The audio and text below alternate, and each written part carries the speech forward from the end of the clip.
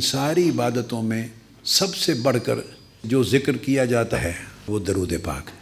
یاد رکھ لیں، صرف جو درود پاک زبان ہلا کے پڑھتا ہے نا، تسبیح کا دانہ گراتا ہے یا نہیں گراتا، لب ہلاتا ہے مگر پڑھتا ہے الفاظ درود پاک کے، اس کا بھی قبول ہوتا ہے۔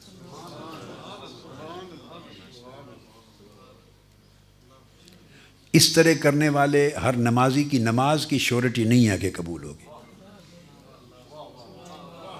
کہ جو کھڑا ہو گیا مصلی پر لب ہلا کے پڑھ رہا ہے، معلوم نہیں قبول ہو، اللہ کی مرضی۔ آپ سمجھے ہیں نا، درود پاک ایک ایسا ذکر ہے کہ جس نے لب ہلا کے بھی پڑھ دیا اور بہت نیچے نہیں بھی اترا، اس کا بھی قبول ہوگا۔ آپ کو اس کا راز سمجھ میں آیا ہے یا ہے؟ ہاتھ کھڑا کریں جس کو اس کا راز معلوم ہے۔ زیادہ کو معلوم نہیں ہے، میں ان کو بتاتا ہوں۔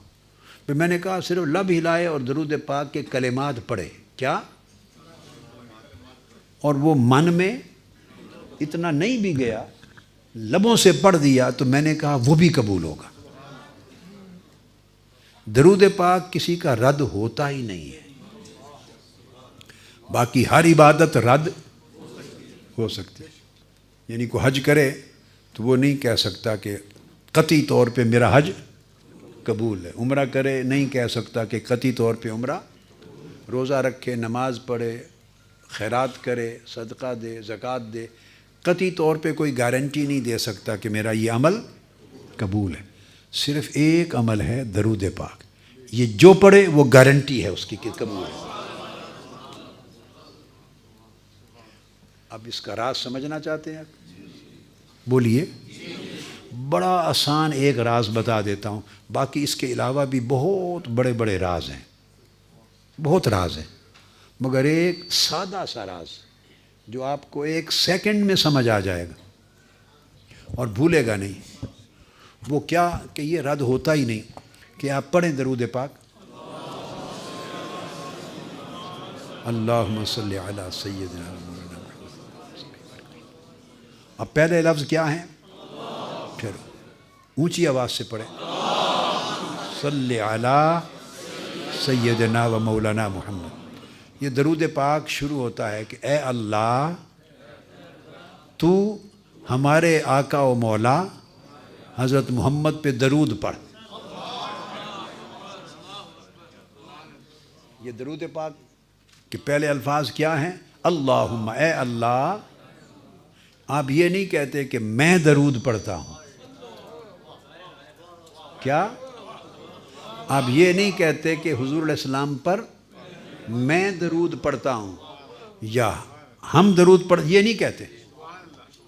نماز میں کہتے ہیں ایاک نعبد، ہم عبادت کرتے ہیں تیری۔ نماز میں کہتے ہیں اے اللہ ہم تیری عبادت کرتے ہیں، وہاں ہم ہے، وہاں ہم تیری عبادت کرتے ہیں، نماز میں کہتے ہیں۔ مگر درود پاک میں اللہ پاک نے آپ کو، میں کو، ہم کو، تم کو، ساروں کو نکال دیا۔ درود پاک میں اللہ تعالیٰ نے میں کو، تو کو، ہم کو، تم کو، سب کو نکال دیا ہے۔ آپ سارے درود پاک میں اول سے آخر تک پڑھے، ایک لفظ بھی ایسا نہیں جس میں میں اور ہم اور تم آئے، ایک لفظ بھی ایسا نہیں جس میں میں آئے۔ تو یہ جو عمل رد ہوتے ہیں وہ رد ہی میں کی وجہ سے ہوتے ہیں۔ اب دیکھو نا، یہ جو عمل قبول نہیں ہوتے، یہ جو عمل قبول، کون سی شے ہے جو انہیں قبول ہونے سے روکتی ہے؟ وہ کیا ہے؟ میں ہی ایک چیز ہے جو کسی بھی عمل کو قبول ہونے سے روکتی ہے۔ اپنے محبوب پر درود پاک کے عمل میں سے اللہ پاک نے میں کو خود نکال دیا۔ جس نے قبول ہونے سے روکنا تھا وہ ہے ہی نہیں اس میں۔ آپ میری بات سمجھیں، جس نے قبول ہونے سے روکنا تھا وہ اس میں ہے ہی نہیں، نہ میں ہے نہ ہم ہے۔ سب سے پہلے نئی ویڈیوز کو حاصل کرنے کے لیے شیخ الاسلام ڈاکٹر محمد طاہر القادری کے آفیشیل یوٹیوب چینل کو سبسکرائب کریں اور بیل آئیکن کلک کریں۔